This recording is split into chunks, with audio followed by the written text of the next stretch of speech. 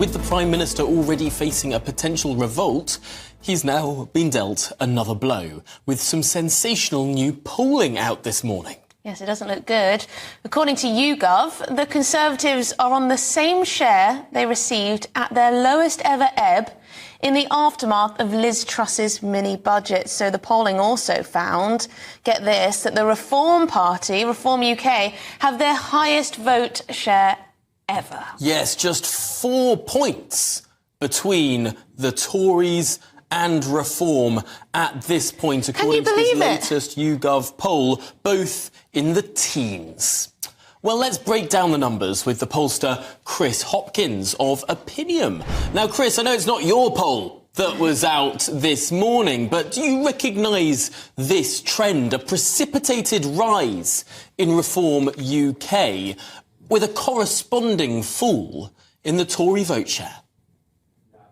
Yeah, we do, Tom, to be honest. I mean, our polling at Savanta has also shown similar levels in terms of the records for Reform UK and indeed for the Conservative vote share. Our most recent poll at Savanta had the Conservatives on 26%. Now, that's considerably higher than the YouGov poll, but it probably is down to some methodological differences, which I've gone into some detail before on my Twitter feed. But that is one of the lowest figures that we've shown for the Conservatives, indeed, since Liz Truss. And the week before, we had them as low as 25%, which was as low as the last throes of her premiership. And this week we had Reform UK themselves on 11%. Again, Reform UK aren't in our main voting intention prompt. We put them in a second sub-prompt, but that is still the highest ever figure that we've ever shown for Reform UK, which just goes to show that they are generating quite a lot of popularity in opinion polling at the moment.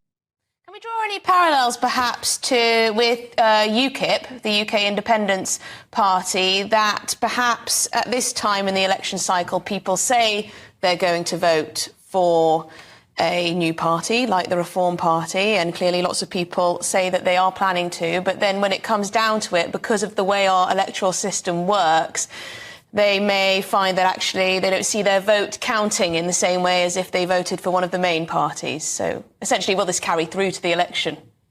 Yeah, I think, Emily, that remains the huge question for us pollsters and indeed sort of all political commentators, really. At the minute, we just don't know. Ultimately, we're showing pretty high Reform UK figures, whether that is as high as YouGov on 15% or still with us well above or well into double figures.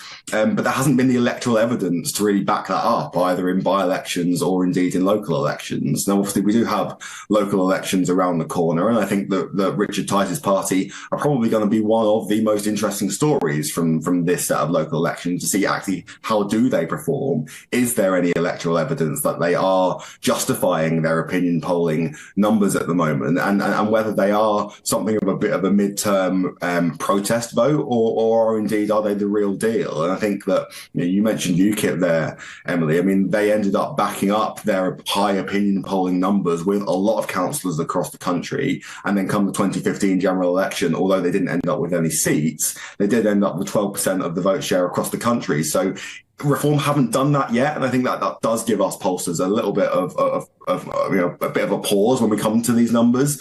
But there's nothing to suggest at the minute that they couldn't do that. I think we just want to see it with our own eyes and with some actual evidence from actual elections first. Yes, and I suppose it's not too long until the local elections, which could be a big test of this. But frankly, when we have looked at electoral events, when we have looked at the Kingswood and Wellingborough by-elections, Reform was on above 10% in each of those, although in Rochdale, nowhere near. Yeah, and I think that again, Tom, you just highlights the fact that at the minute they're a bit of an enigma. We don't really know kind of where they stand among the British electorate. Based on obviously on this YouGov poll today, that does imply that roughly 1 in 7 voters are going to be voting for Reform. That seems quite high, and we haven't had that electoral evidence yet to back that up. And obviously some of those by-elections that you referenced, the Rochdale one was particularly some strange circumstances, given that most of the major parties didn't really campaign there at all, you would have expected Reform to potentially have quite a strong showing. But as it was, it ended up being George Galloway instead, and obviously in Kingswood, they did perform well, but I wouldn't have described them necessarily as performing above par based on their opinion pollings. And that really is the only evidence that we've had recently, at least, of Reform really doing much in terms of actual electoral evidence. I think that there was a stat that I read this week that they've only contested 2 of 39 local council by-elections in 2024. They just haven't really been tested yet. And I think that therefore, yes, these local elections on the 2nd of May are going to be really, really interesting to see how Reform end up doing. Absolutely. Well, thank you very much indeed for your expertise. Chris Hopkins, pollster, of course. With Savanta. With Savanta. Very interesting indeed. I do wonder, when it comes down to it, whether people will vote for Reform. How much of a protest vote is it at the moment when it comes to polling? Because our electoral system, like it or lump it, like it or loathe it, doesn't lend itself to voting for smaller parties, but it is fascinating. These two parties are inching closer and closer and closer together. You've got this corresponding drop in the Tory vote, rise in the Reform UK vote. The difference now is 19 and 15% in that poll. Between 19 and 15. It's quite crazy, isn't it, considering what the Tories were on not too long ago. But in 2019, we did see some polls where there was crossover between the Tory party and the Brexit party, as it was then. In the midst of that European election campaign, you saw Westminster voting intention, whereby Reform went ahead, the Brexit party, as it was then, went ahead of the Tories. Could we see something similar? Of course, after those European elections, the Prime Minister resigned. And then Boris Johnson became Prime Minister, and suddenly the Brexit party fizzled out and went to nowhere.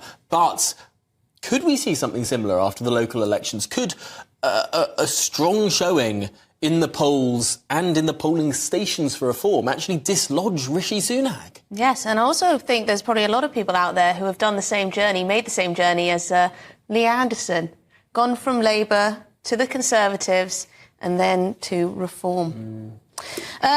But there you go. Let us know what you make of that. Are you surprised that Reform is polling only 4 points below the Conservative Party? Or was that what you were expecting as well? GBviews@gbnews.com.